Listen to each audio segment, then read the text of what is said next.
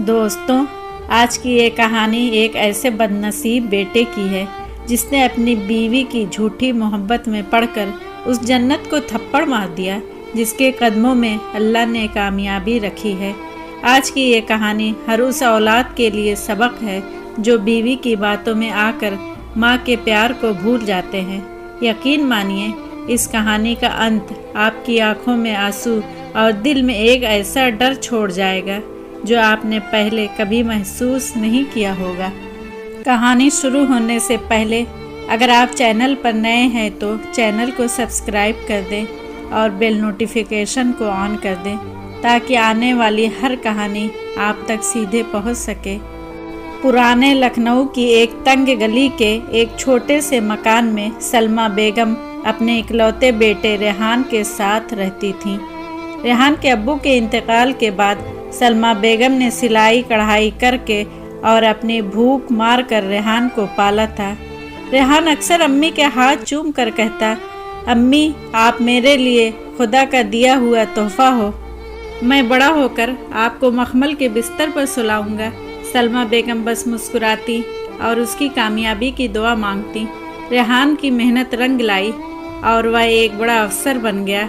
हर रोज़ office से आते ही, अम्मी मैं आ गया, खाना खाते वक्त अम्मी बहुत मज़ा आया, आपके हाथों में जादू है। रात को सोने से पहले, अम्मी कल ऑफिस में मीटिंग है, आप दुआ करना। सलमा बेगम का पूरा दिन रेहान के इर्द गिर्द घूमता था। सुबह 4 बजे उठकर नमाज, फिर किचन। रेहान को आलू का पराठा बहुत पसंद है तो वही बनाना, उसे कड़क चाय चाहिए तो वैसे ही बनाना। रेहान अक्सर कहता, अम्मी आप मेरी जान हो, मैं आपको कभी अकेला नहीं छोड़ूंगा। सलमा बेगम मुस्कुरा देती, उन्हें अपने बेटे पर पूरा भरोसा था। अब होती है शनाया की एंट्री। ऑफिस में रेहान की कलीग शनाया थी। रेहान को उससे प्यार हो गया। एक दिन रेहान ने सलमा बेगम से कहा, अम्मी मैं शनाया से शादी करना चाहता हूँ। यह सुनकर सलमा बेगम की आंखों में डर सा उतर गया, लेकिन उन्होंने मुस्कुरा कर कहा, बेटा तुम्हारी खुशी में मेरी खुशी है। धूमधाम से शादी हुई। शुरू के कुछ महीने सब ठीक रहा। शनाया अच्छे से पेश आती, लेकिन चौथे महीने से हवा बदलने लगी। एक शाम रेहान ऑफिस से थका हारा हुआ आया। अम्मी खाना लगा दो। शनाया ने फौरन टोका, अम्मी से इतना काम मत कराओ, अब वह बूढ़ी हो चुकी हैं। रेहान ने कहा, अरे अम्मी तो खुशी से करती हैं। नहीं रेहान, अब अम्मी को आराम करना चाहिए। सुनने में बात अच्छी थी, लेकिन मकसद कुछ और था। एक शाम सलमा बेगम किचन में पराठा बनाने के लिए गई। शनाया ने मुंह सिकोड़ते हुए कहा, अम्मी जान आप पराठे में तेल बहुत डालती हैं, आपको पता है ना, रेहान को डॉक्टर ने मना किया है। सलमा बेगम ने कहा, हाँ बेटा, वह बस थोड़ा सा हो गया। शनाया कमरे में मुंह लटका कर बैठ गई। क्या बात है, तबीयत तो ठीक है? रेहान ने पूछा। शनाया, आज अम्मी ने खाने में तेल बहुत डाला था और जब मैंने उन्हें प्यार से समझाया तो कहने लगी, तुम इस घर में कल की आई हो, मुझे मत सिखाओ। मुझे बहुत बुरा लगा। रेहान, क्या मेरा इस घर पर कोई हक नहीं है? रेहान के मन में पहली बार अपनी माँ के लिए शक का बीज पैदा हो गया। इसी तरह एक दिन रेहान घर आया तो उसने देखा कि शनाया रसोई के फर्श पर बैठी रो रही है और उसके हाथ पर खरोच का निशान है। रेहान, ये सब क्या है? तुम्हें चोट कैसे लगी?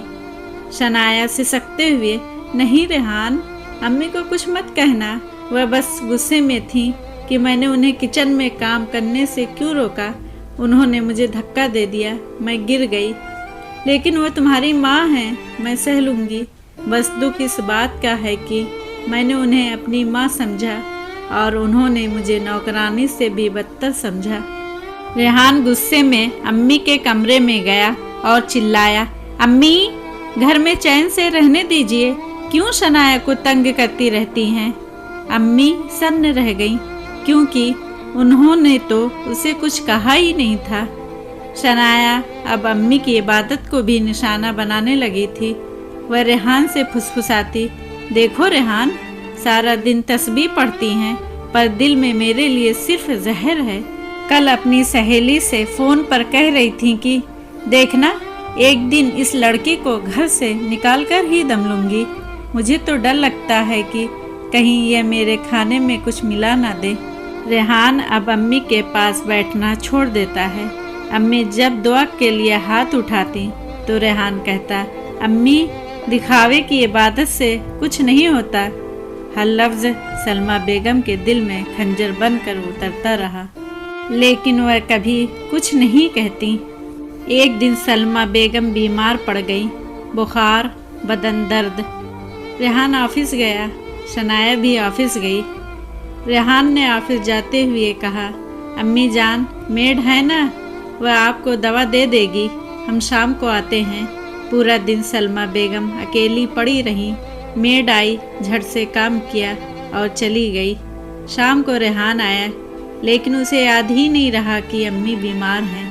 रात को सलमा बेगम ने सुना रेहान और शनाया हंस हंस कर बातें कर रहे थे और कोई फिल्म देख रहे थे, लेकिन किसी को याद नहीं अम्मी बीमार हैं। वह रेहान याद आया जो 1 साल पहले जब सलमा बेगम को हल्का सा दर्द होता था तो वह पूरी रात जागता था। अम्मी क्या चाहिए, पानी, दवा, मैं हूँ ना। आज वह रेहान कहाँ था।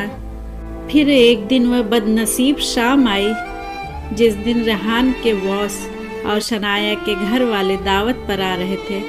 शनाया ने अम्मी को सख्ती से मना किया था, आप खाना मत बनाइएगा, हम बाहर से मंगवा लेंगे, और हाँ, आप कमरे में रहिएगा, मॉडर्न लोग हैं, आपको देखकर क्या समझेंगे। रेहान ने भी कहा, हाँ अम्मी, शनाया ठीक कह रही है। लेकिन सलमा बेगम का दिल नहीं माना। उन्होंने बड़े जतन से बिरयानी और शामी कबाब बनाया और डिश में लेकर बाहर आ गई।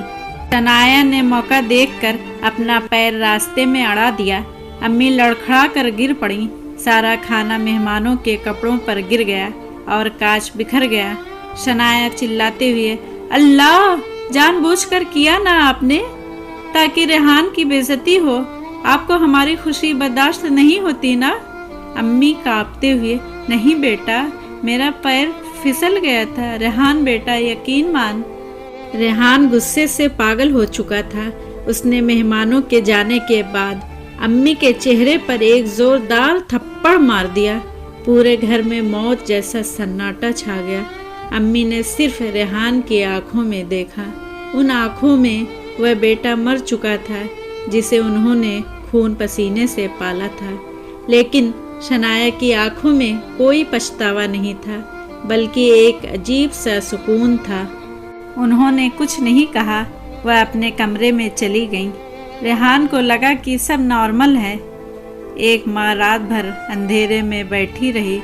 सुबह 5 बजे फज्र की नमाज पढ़ी, खूब रोई, अल्लाह से मदद मांगी। फिर एक बैग में कुछ कपड़े रखे और एक खत लिखकर घर से निकल गईं। सुबह 8 बजे रेहान की आँख खुली। उसने आवाज़ लगाई, अम्मी, चाय। कोई जवाब नहीं। रेहान को घबराहट हुई। अम्मी के कमरे में गया। कमरा खाली, बिस्तर तह किया हुआ, टेबल पर एक लिफाफा, मेरे बेटे रेहान के नाम। रेहान ने कांपते हाथों से लिफाफा खोला। बेटे, तू जब 8 साल का था, स्कूल से आता था तो सबसे पहले चिल्लाता था, अम्मी अम्मी।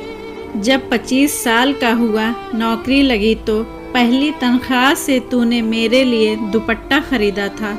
कहा था, अम्मी, ये मेरी कमाई का पहला फल आपके लिए। आज तू शादीशुदा है, जिम्मेदार।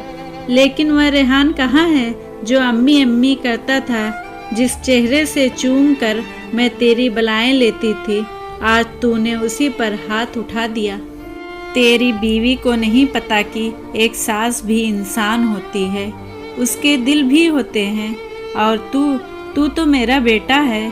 तूने मेरा साथ छोड़ दिया। मैं जा रही हूँ, अब मुझे ढूंढना मत। हाँ, जब तेरे बच्चे होंगे उन्हें प्यार देना, लेकिन एक बात याद रखना, एक दिन वह भी बड़े होंगे, शादी करेंगे, और अगर तूने انہیں سکھایا نہیں کہ ماں کیا ہوتی ہے، تو وہ بھی تیرے ساتھ وہی کریں گے جو تو نے میرے ساتھ کیا۔ یہ بدلہ نہیں ہے ریحان، یہ سبق ہے۔ تیری امی سلمیٰ بیگم۔ ریحان کی آنکھوں سے آنسو گرنے لگے، چٹھی ہاتھ سے گر گئی۔ امی کے جانے کے بعد ریحان کے گھر کی رونق جیسے ہمیشہ کے لیے دفن ہو گئی۔ جس شنایا کے لیے اس نے اپنی ماں کو ٹھکرایا تھا، اسی شنایا نے ریحان کو چھوڑ دیا، کیونکہ اس کی نوکری چلی گئی تھی، اور جاتے جاتے کہہ گئی جو اپنی ماں کا نہ ہوا وہ میرا کیا ہوگا۔ ریحان اب اکیلے اس سونے مکان میں اپنی روح کا بوجھ ڈھو رہا تھا۔ وہ ہر روز لکھنؤ کی گلیوں، درگاہوں اور مسافر خانوں میں اپنی امی کو ڈھونڈتا۔ وہ ہر اس بوڑھی عورت کے قدموں میں گر جاتا جس کی قد کاٹھی اس کی امی جیسی ہوتی، پر ہر بار اسے مایوسی ہی ملتی۔ ایک سرد شام ریحان شہر کے پرانے وردھا آشرم کے باہر سے گزر رہا تھا۔ وہاں اسے ایک جانی پہچانی آواز سنائی دی۔ وہ کانپتے قدموں سے اندر گیا۔ کونے میں ایک کرسی پر امی بیٹھی تھیں، ان کی آنکھوں کی روشنی دھندلی ہو گئی تھی۔ وہ پاس بیٹھی ایک عورت سے کہہ رہی تھی، میرا ریحان بہت نیک ہے، دیکھنا وہ مجھے لینے ضرور آئے گا، وہ تو بس بہکاوے میں آ گیا تھا۔ ریحان امی کے پیروں میں گر کر دہاڑے مار کر رونے لگا۔ امی مجھے معاف کر دیجئے، میں گنہگار ہوں، مجھے جہنم میں بھی جگہ نہیں ملے گی۔ امی نے تھر تھراتے ہاتھوں سے ریحان کا چہرہ چھوا۔ انہوں نے روتے ہوئے ریحان کو گلے لگا لیا اور صرف اتنا کہا، بیٹا، ماں کبھی اولاد سے ناراض نہیں ہوتی، بس اس کی تقدیر پر روتی ہے۔ ریحان انہیں واپس گھر لے آیا، لیکن امی کی طبیعت اب بگڑ چکی تھی۔ کچھ ہی دنوں بعد مصلے پر دعا مانگتے ہوئے انہوں نے آخری سانس لی۔ ریحان نے انہیں مخمل کے بستر پر تو نہیں، لیکن سپرد خاک کرتے وقت ان کی قبر پر مخمل کی چادر ضرور چڑھائی۔ آج بھی وہ اس پرانی گلی میں اکثر کھڑا رہتا ہے جہاں سے کبھی خوشیاں گزری تھیں۔ اب صرف پچھتاوا اور امی کی یادوں کی خوشبو باقی ہے۔ دوستو، دنیا کی ہر چیز دوبارہ مل سکتی ہے، پر ماں کی دعا اور اس کا سایہ کھو جائے تو پھر پوری کائنات بھی وہ خالی پن نہیں بھر سکتی۔ یہ کہانی آپ کو کیسی لگی کمنٹ میں ضرور بتائیں۔ ویڈیو کو لائک کریں، دوستوں اور پریوار کے ساتھ شیئر کریں اور چینل کو سبسکرائب کر دیں۔